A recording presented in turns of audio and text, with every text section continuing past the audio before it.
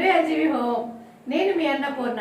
ఈ రోజైతే నేను ఇంట్లో వెజ్ బిర్యానీ చేస్తున్నానండి. ముందైతే వీడియో తీయాలనుకోలేదు, కానీ వీడియో చేసి మా వ్యూవర్స్ పెడదాం. వాళ్ళు కూడా చూసి నేర్చుకుని, అంటే ఎవరైనా రాని వాళ్ళు నేర్చుకుని ఇంట్లో చేసి పెడతారనే ఉద్దేశంతో నేను వీడియో అయితే సడన్ గా తీసాను. ఆ వీడియో ఫస్ట్ టైం చూసేవాళ్ళు నచ్చింది, యూస్ఫుల్ అనుకుంటే సబ్స్క్రైబ్ చేయండి. అలాగే పక్కనే గంట సింబల్ నొక్కి ఆల్ నొక్కితే నేను వీడియో పెట్టగానే నోటిఫికేషన్ మీకు వస్తుంది. నా వీడియోస్ మీరు మిస్ కాకుండా చూడొచ్చు. నన్ను ఎంకరేజ్ చేయండి, సపోర్ట్ చేయండి. ఇప్పుడు బిర్యానీ తయారీ విధానం చూద్దాం రండి.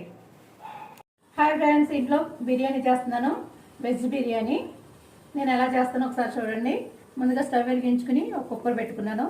అందులో 2 టేబుల్ స్పూన్ల ఆయిల్ని, 2 టేబుల్ స్పూన్ల నేతిని వేసాను. ఈ బిర్యానీ ఆకును వేసాను. ఇప్పుడు దాల్చిన చెక్క వేస్తున్నా, అలాగే 10 లవంగాలు, ఒక ఉల్లిపాయని ఇలా పొడవు కింద చీల్చుకుని ఒక ఉల్లిపాయ వేస్తున్నా.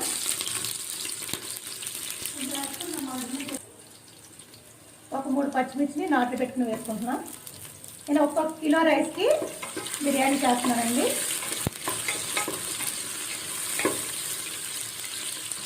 ఇలా వేసిన తర్వాత నానబెట్టుకున్న బఠానీ వేస్తున్నాను. మీ దగ్గర పచ్చి బఠానీ, గ్రీన్ బఠానీ ఉంటే వేసుకోండి. నా దగ్గర అయితే పచ్చి బఠానీ నేను నానబెట్టి వేసుకుంటున్నాను. మీ దగ్గర క్యారెట్స్ అలాంటివి ఏమైనా ఉంటే వేసుకోవచ్చు, క్యారెట్ కూడా వేసుకోవచ్చు. మా దగ్గర నేనైతే క్యారెట్ వేయట్లేదు. బఠానీలు ఇవి కొద్దిసేపు మగ్గనివ్వాలి. మగ్గింది. 1.5 స్పూను అల్లం వెల్లుల్లి పేస్ట్ని వేసుకున్నాను. వేసుకుని ఒకసారి బాగా కలుపుకోవాలి. అల్లం వెల్లుల్లి పేస్ట్ పచ్చివాసన పోయే వరకు మనం ఇలా కలుపుకుంటూ ఉండాలి.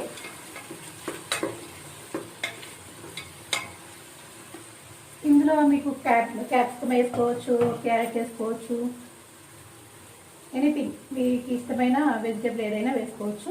ఈ బిర్యానీలో బంగాళదుంప వేసుకోవచ్చు, ఏదైనా వేసుకోవచ్చు. నేనైతే ఏమీ వేయకుండా ఓన్లీ బఠానీతో మాత్రమే చేస్తున్నాను. ఇలా కూడా చేసుకోవచ్చు అండి, చాలా టేస్ట్గా ఉంటుంది. నేను ఇంగ్రీడియంట్స్ అన్నీ ముందు చూపించుకోవడానికి కారణం ఏంటంటే, ఇది వీడియో తీద్దామని అనుకోలేదండి. సడన్లీ ఓకే వీడియో తీసి పోస్ట్ చేస్తే బాగుంటుందేమో అనే ఉద్దేశంతో నేను వెంటనే వీడియో చేస్తున్నాను.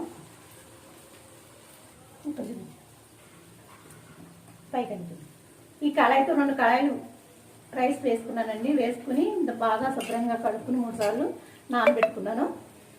బియ్యం నిండే వరకు నానబెట్టుకోవాలండి. నేను 1/2 అవర్ అయింది నానబెట్టుకుని. అది 1/2 అవర్ నానబెట్టుకుంటే బిర్యానీ చాలా సూపర్గా వస్తుంది. నేను ఏ గ్లాస్తో అయితే, ఏ కళాయితో అయితే నేను తీసుకున్నానో, ఏ కొలతతో అయితే తీసుకున్నానో, ఈ కొలతతో 1కి 1.5 గ్లాస్ చొప్పున నీళ్ళు పోసుకోవాలి. మీరు తీసుకుని కొలతను బట్టి మీరు తీసుకోండి. నేను దీంతో 2 తీసుకున్నాను కాబట్టి 3 కళాయిల్లో నీళ్ళు పోస్తున్నాను.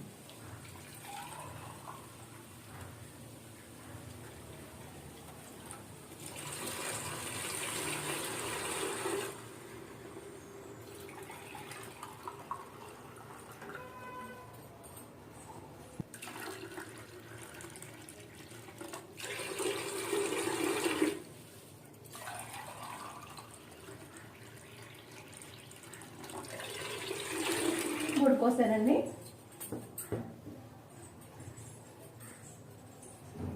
ఇప్పుడైతే ఒకసారి తిప్పుకుని టేస్ట్ సరిపడగా చాట్ని వేసుకోవాలి. మన వాటర్ చాట్ తక్కువైతే రైస్ పోసే ముందు ఒకసారి టేస్ట్ చేసుకుని చాట్ తక్కువైందా లేదా అనేది చూసుకుని మీరు అప్పుడు చాట్ని యాడ్ చేసుకోండి.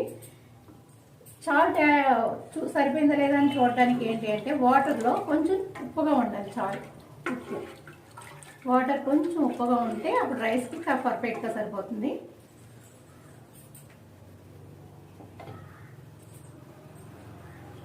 ఇప్పుడైతే దీన్ని మూత పెట్టుకుందాం. ఇలా మూత పెట్టుకుని మరగనివ్వాలి వాటర్ని. అది మూత తీసి చూసుకుందాం. వాటర్ అయితే బాగా మరిగింది కదండి. ఇప్పుడైతే మీరు ఉప్పు సరిపోయిందో చూసుకోండి. ఓకే, నాకైతే ఉప్పుగానే ఉంది కాబట్టి కరెక్ట్గా సరిపోతుంది నేను రైస్ వేసిన. ఇప్పుడైతే ఈ వాటర్లో మనం బిర్యానీ మసాలా పౌడర్ వేసుకోవాలి. ఆచి బిర్యానీ మసాలా పౌడర్ కిలోకి 15 రూపీస్ ప్యాకెట్ ఉంటుందండి. ఈ ప్యాకెట్ ఫుల్గా పడుతుంది. ఇలా అయితే కనుక బిర్యానీ టేస్ట్గా ఉంటుంది. ఈ ప్యాకెట్ నేను వేసేస్తున్నాను. మీరు ఘాటు తక్కువగా తినాలి అనుకున్న వాళ్ళు సగం వేస్తే సరిపోతుంది. లేదు ఫుల్గా ఘాటు ఎక్కువ కావాలి అనుకున్న వాళ్ళు ఫుల్గా వేసేయచ్చు. ఇప్పుడైతే ఇది చూపించండి. ఈ రైస్ని నేను ఇలా జల్లు ముగ్గురు వేసుకుని ఇలా వార్చుకున్నాను. ఎందుకంటే వాటర్ అంతా మొత్తం వాడిపోద్దని ఇలా వార్చుకున్న వాటర్ని మనం రైస్ని ఇలా వేసేద్దాం.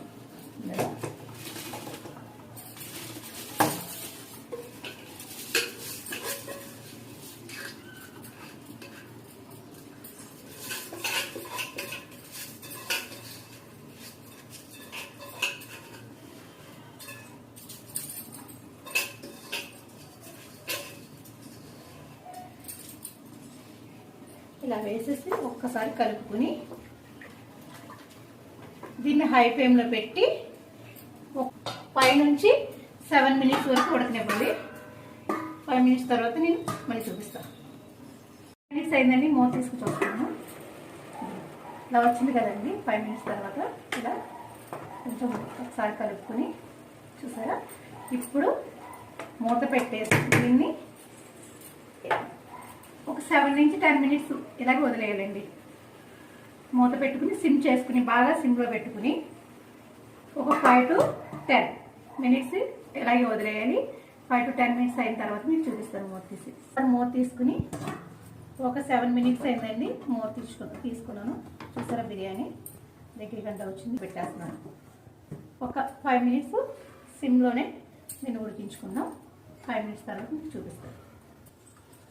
ఇంకా 5 నిమిషాల తర్వాత మూత తీసి చూసుకుంటున్నాను.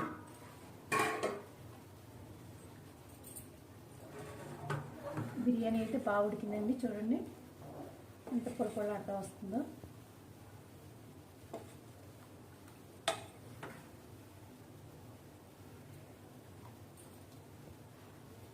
చూసారు కదండి. ఇలా వండడం వల్ల బిర్యానీ చాలా టేస్ట్గా ఉంటుంది. నేను జీలకర్ర బిర్యానీ తీసుకున్నాను. మీరు బాస్మతి రైస్ తీసుకోవచ్చు. ఇప్పుడైతే స్టవ్ ఫైనల్గా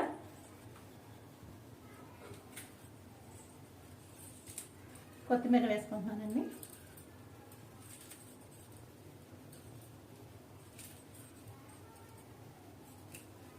కొత్తిమీర వేసుకుని మూత పెట్టుకుని స్టవ్ ఆపేసుకుంటున్నాను. వేడి వేడి బిర్యానీ రెడీ అయిపోయింది. నేనైతే సర్వింగ్ బౌల్లోకి తీసుకున్నాను.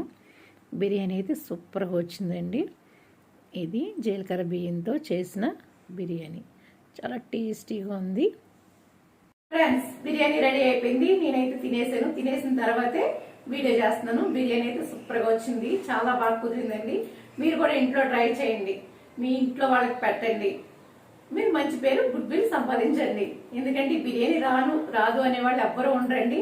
కొత్తగా మ్యారేజ్ అయిన వాళ్ళు, కొత్తగా బ్యాచిలర్స్ కానీ మ్యారేజ్ అయిన వాళ్ళు కానీ చూసి నేర్చుకుని ఇంట్లో చేస్తారన్న ఉద్దేశంతో నేను వీడియోని తీసాను. నా వీడియోస్ కనుక మీకు యూస్ఫుల్ అనిపించి, నా వీడియోస్ కనుక మీకు నచ్చితే మీ ఫ్రెండ్స్కి షేర్ చేయండి, లైక్ చేయండి. అలాగే నాకు వీడియోస్ నేను కరెక్ట్గా తీస్తాను లేదా అనేది మీరు కామెంట్ సెక్షన్లో తెలియజేయండి. నాకు సపోర్ట్ చేయండి ఫ్రెండ్స్. నాకు మీ సపోర్ట్ అయితే ఇంపార్టెంట్. మీ లైక్ కూడా చాలా ఇంపార్టెంట్ అండి. మరి నేను ముందు ముందు మీతో ప్రయాణం చేయాలి అంటే మీరు కన్ఫర్మ్గా సబ్స్క్రైబ్ చేసుకోవాలి. నన్ను ఆదరించండి. Thank you friends.